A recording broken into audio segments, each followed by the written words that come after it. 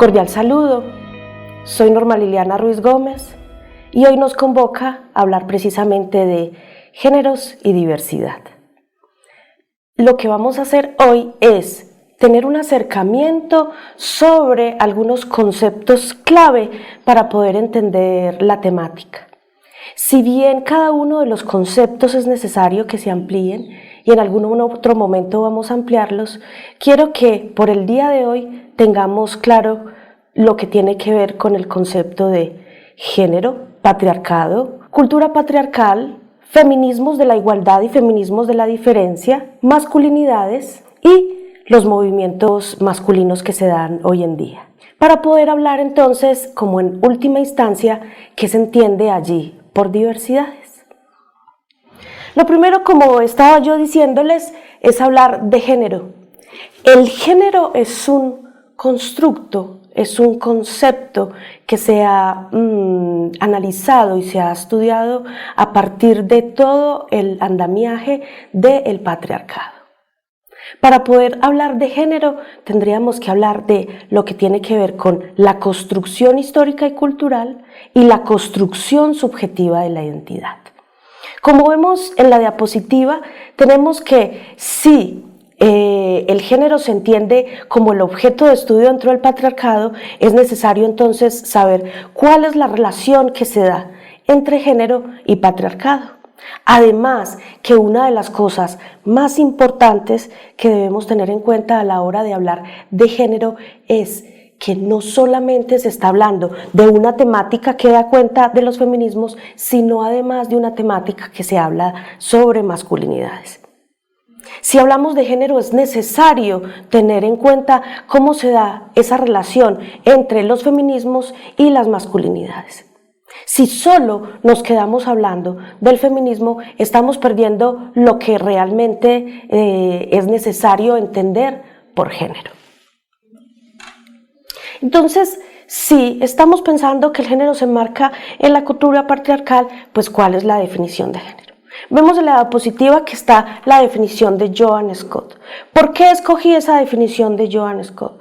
Porque nos está permitiendo ver cuáles son esas distintas partes para entender el concepto y además que no se queda solamente, como lo planteaba anteriormente, como un concepto que solo da cuenta de una construcción social, histórica, política, ideológica, religiosa, sino además que en esa construcción de género también es necesario partir de las intersubjetividades, tanto de los hombres como de las mujeres. Por eso es importante esta definición de Scott. Sin embargo, si vamos a tener en cuenta cuál es la definición de género, existen definiciones tan importantes como las de Gayle Raban o como las que tenemos hoy en día en María Cristina Palacios de aquí de Manizales o María Domínguez desde los estudios que se han hecho en la Universidad Nacional en sede Bogotá. Muy bien.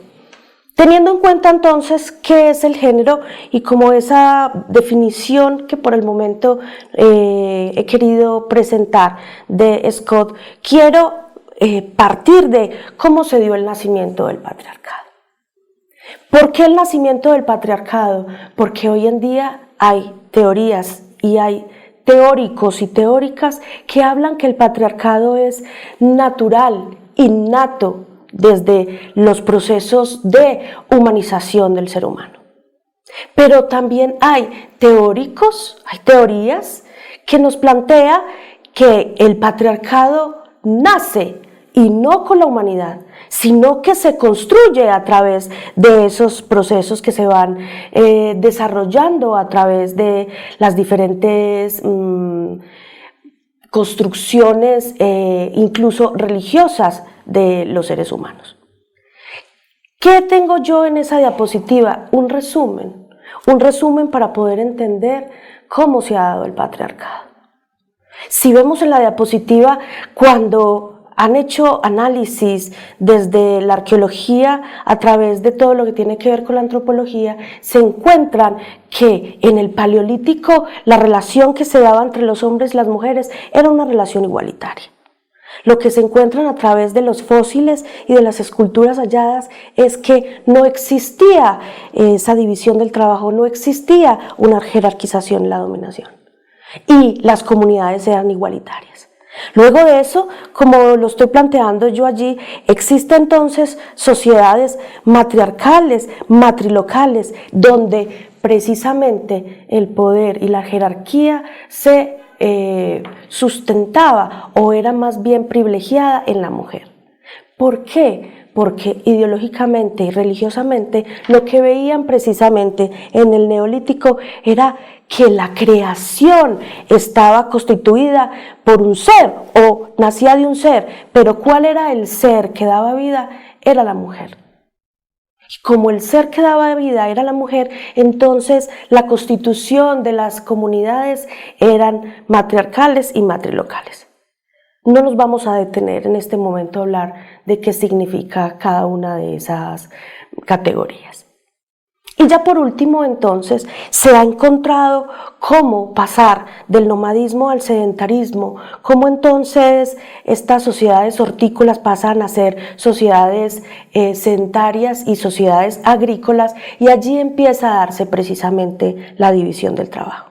Y esta división del trabajo, la posibilidad que tenían estas comunidades de seres humanos de obtener muchas más tierras para poder cultivar y tierras para poder precisamente asentarse en su comunidad y en su familia, fue lo que en algún momento hace que la mujer se quede relegada a todo lo que tiene que ver con el trabajo reproductivo y los hombres a la casa. Allí entonces se da todo el movimiento de intercambio incluso de mujeres para poder sustentar lo que tenía que ver con la propiedad privada, incluso el nacimiento de los hijos y que siguiera en línea todo lo que tiene que ver con lo que se podría llamar entonces comunidades patriarcales y patrilocales. Allí es donde nace entonces el patriarcado y para mí es importante hacer énfasis en esto para que podamos entender que en la postura en la cual yo estoy hablando, desde la postura epistémica y epistemológica de la cual yo estoy hablando es esa, que el patriarcado no es un proceso natural, sino que es un proceso que se ha ido dando y por tanto podemos entonces deconstruirlo. Ya que hablamos entonces de cómo se dio todo ese proceso del nacimiento del patriarcado, ¿cuál entonces sería la definición de patriarcado? Dentro de la presentación traigo que la definición que a mí me parece como importante es de la del enfoque sintetizador de género. ¿Por qué la del enfoque sintetizador de género? Porque allí dentro de ese enfoque vemos la necesidad y la importancia no solamente hablar de los feminismos, sino hablar de las masculinidades y los movimientos masculinos. Si se fijan ustedes en la última frase del párrafo, dice, la división de roles en este sentido permite analizar que no todo ha sido bueno para los hombres.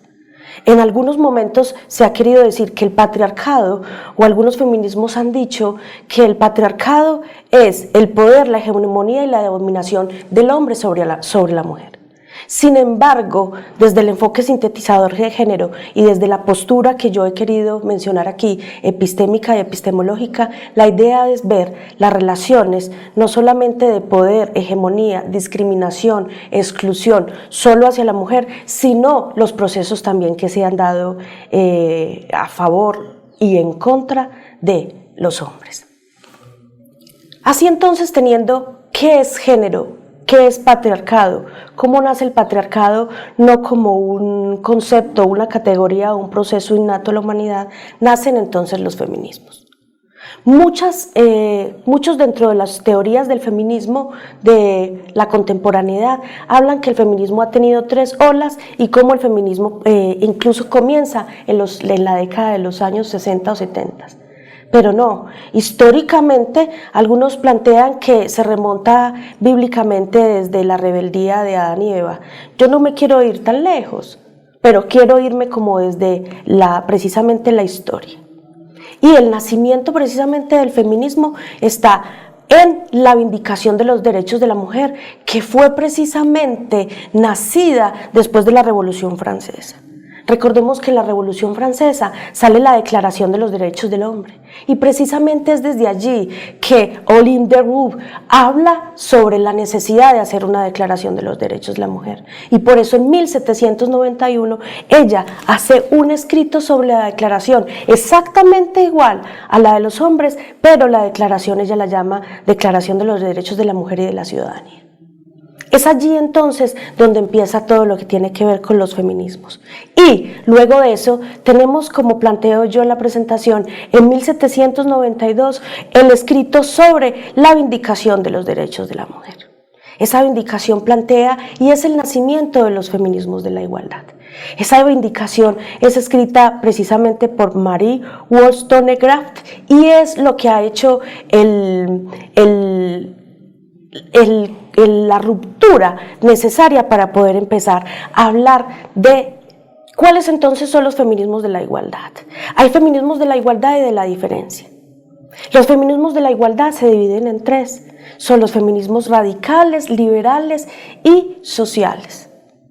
Dentro de los feminismos de esas tres partes vemos que las reivindicaciones que ellos buscan, como nos dice la presentación, tiene que ver con el fundamento de la igualdad entre los derechos de la mujer y del hombre, tiene que hablar sobre el derecho de la educación, el derecho al trabajo, los derechos matrimoniales y respecto a los hijos y por último el derecho al voto.